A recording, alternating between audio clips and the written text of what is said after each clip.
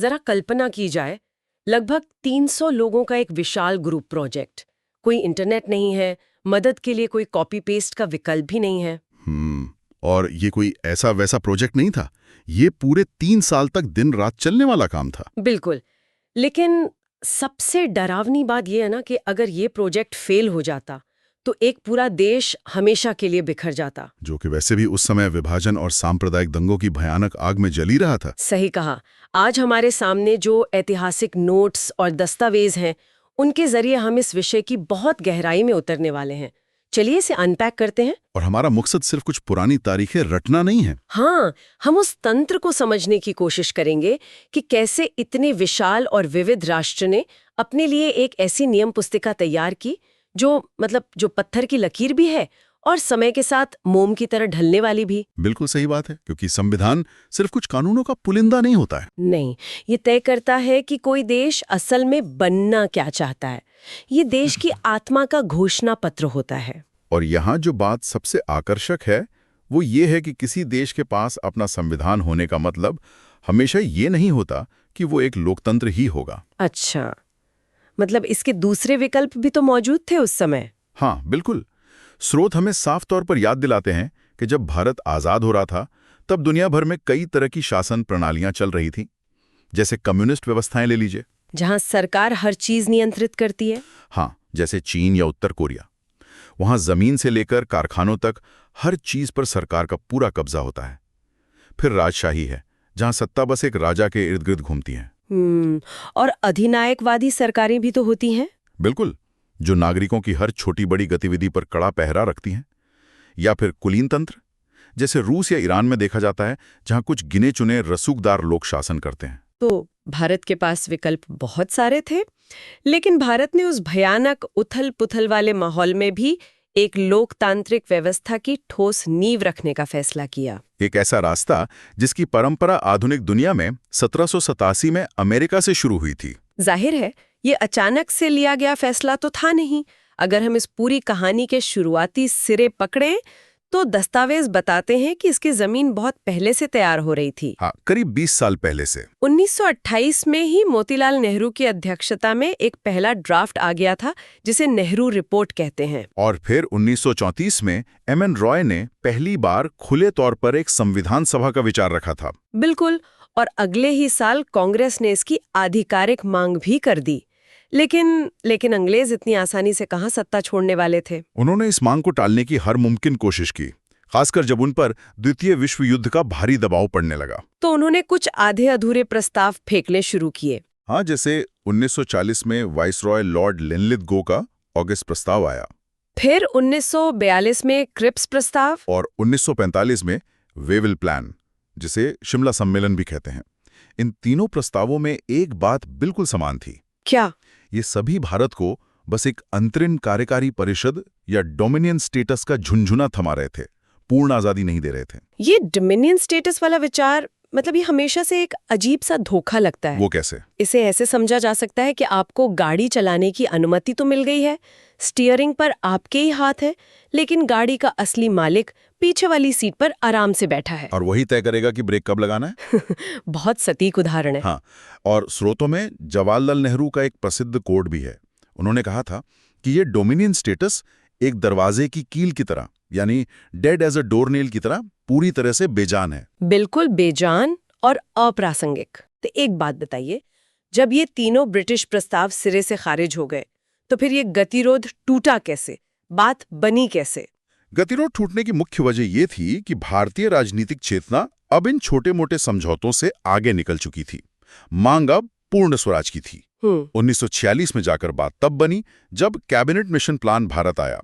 इसमें British cabinet के 3 बहुत ही वरिष्ठ सदस्य शामिल थे। पैथिक लॉरेंस, स्टैफर्ड ग्रिप्स और एवी अलेक्जेंडर। हाँ, और इस प्लान की खास बात यह थी कि इसने कांग्रेस और मुस्लिम लीग दोनों को एक ही मेज पर ला दिया था। क्योंकि इसने डोमिनियन वाली वो अजीब शर्त पूरी तरह से हटा दी थी। इसने बिना किसी शर्त के एक संविधान सभा के निर्माण का रास्ता साफ कर दिया। बिल्कुल, बिना किसी पीछे बैठी सवारी के। और यहीं से शुरू होता है असली सिरदर्द। टीम का गठन, उस कमरे में बैठेगा कौन, ये कैसे तय होगा। ये एक बहुत बड़ी चुनौती थी, कैबिनेट मिशन प्लान के तहत कुल 389 सदस्य तय हुए, जिसमें से 296 ब्रिटिश इंडिया से आने थे और बाकी 93 उन रियासतों से आने थे जहां राजाओं का राज था। हाँ, जुलाई और अगस्त 1946 में चुनाव हुए। कांग्रेस ने 208 सीटें जीती और मुस्लिम लीग ने 73। और बाद में विभाजन के बाद कुल 299 सीटें ही बचीं। लेकिन यहाँ बात सच में बहुत दिलचस्प हो जाती है। दस्तावेजों को पढ़ते हुए एक बात खटकती है। कौन सी बात? हम इस पूरी प्रक्रिया को दुनिया के सबसे बड़े लोकतंत्र की नींव कह रहे हैं, लेकिन ये चुनाव खुद पूरी तरह से लोकतांत्रिक नहीं था। ये एक बहुत ही पैनी नजर है आपकी। मतलब रियासतों के जो 93 सदस्य थे वे जनता द्वारा चुने ही नहीं गए थे, राजाओं ने बस उन्हें नामांकित कर दिया था। और जो ब्रिटिश इंडिया के चुनाव हुए वे भी आम जनता द्वारा प्रत्यक्ष रूप से नहीं हुए थे। बिल्कुल, प्रांतीय विधानसभाओं ने उन्हें अप्रत्यक्ष रूप से चुना था, वो भी आनुपातिक प्रतिनिधित्व और एकल संक्रमणीय मत प्रणाली के जरिए।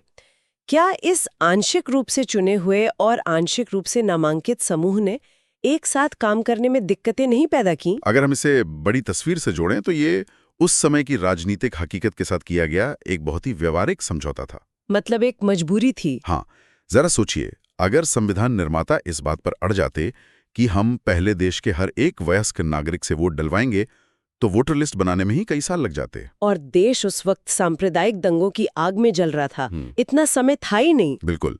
और रही बात रियासतों की, तो अगर उन राजाओं को अपने सदस्य खुद भेजने की छूट ना दी जाती तो शायद वे भारत से ही अलग होने का ऐलान कर देते। तो ये कोई आदर्श शुरुआत नहीं थी, बल्कि देश को टूटने से बचाने का एक तरीका था। हाँ, और इसी समझौते की झलक हमें 2 सितंबर 1946 को बनी पहली अंतरिम सरकार में भी दिखती है, जो आजादी तक चली। उसमें तो अलग अलग विचारधाराओं के लोगों को एक साथ लाया गया था ना? जी। नेहरू जी विदेश मामलों के मंत्री थे, सरदार पटेल गृह विभाग संभाल रहे थे। और कमाल की बात है कि मुस्लिम लीग के लियाकत अली खान उस सरकार में वित्त मंत्री थे। और कांग्रेस के जॉन मैथाई उद्योग मंत्री थे। ये एक तरह का प्रशासनिक दुष्स्वप्न था। जो लोग वैचारिक रूप से एक दूसरे के धुर विरोधी थे, उन्हें एक साथ काम करना पड़ा। लेकिन शायद इसी कड़वे अनुभव ने उन्हें संविधान निर्माण के भारी भरकम काम के लिए तैयार किया।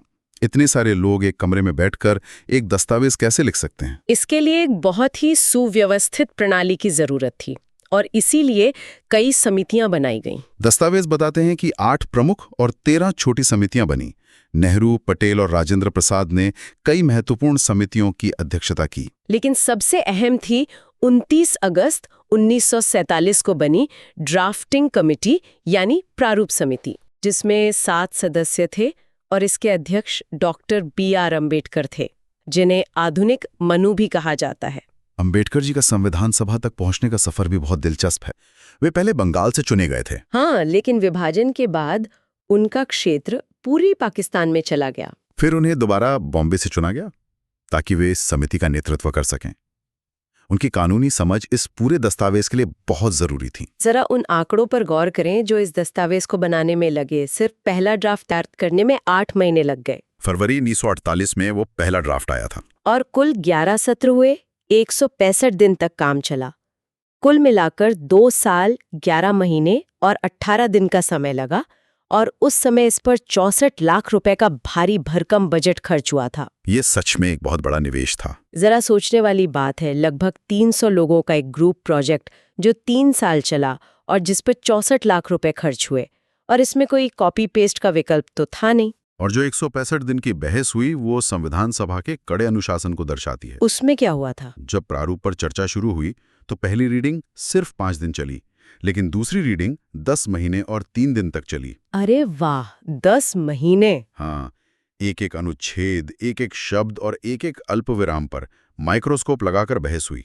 ये दिखाता है कि हर एक बात को कितनी बारीकी से परखा गया था। और ये सब तब हो रहा था जब सभा एक साथ 2 नावों की सवारी कर रही थी। 2 नावों की सवारी मतलब ये कि जब संविधान लिखा जा रहा था तब देश को चलाने का काम भी तो यही सभा कर रही थी।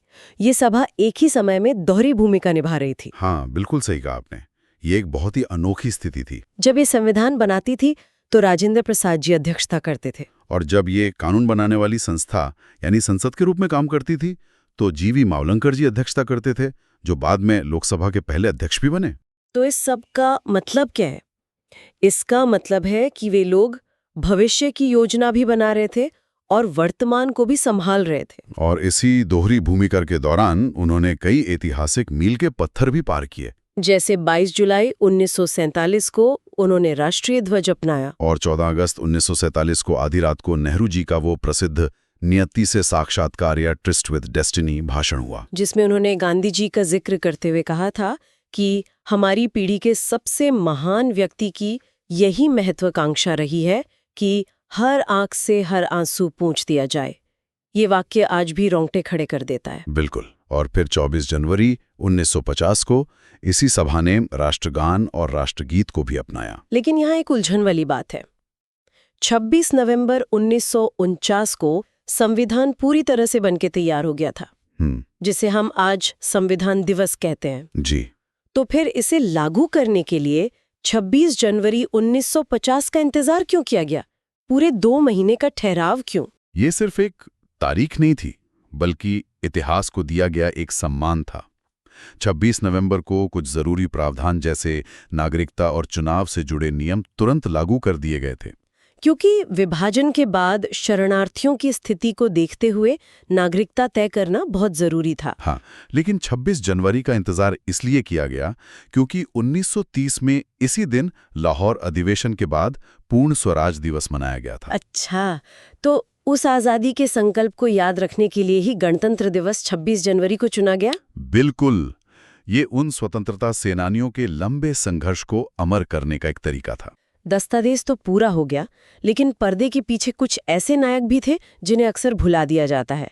इस संविधान को मूर्त रूप देने वाले चेहरे। हाँ, BN राव जी इसके कानूनी सलाहकार थे और SN मुखर्जी जी मुख्य ड्राफ्ट्समैन थे, जिन्होंने इतनी जटिल कानूनी बातों को एक सुव्यवस्थित रूप दिया। और सबसे चौंकाने वाली बात यह है कि इस विशाल संविधान को टाइप नहीं किया गया था। बिल्कुल नहीं। मूल रूप से 395 अनुच्छेद, 8 अनुसूचियां और 22 भाग वाले इस भारी भरकम दस्तावेज को पूरी तरह से हाथों से लिखा गया था। प्रेम बिहारी नारायण रायजादा ने इसे अंग्रेजी में अपनी बेहतरीन कैलीग्राफी से लिखा और वसंत कृष्ण वैद्य ने हिंदी में इसे अपने हाथों से उकेरा।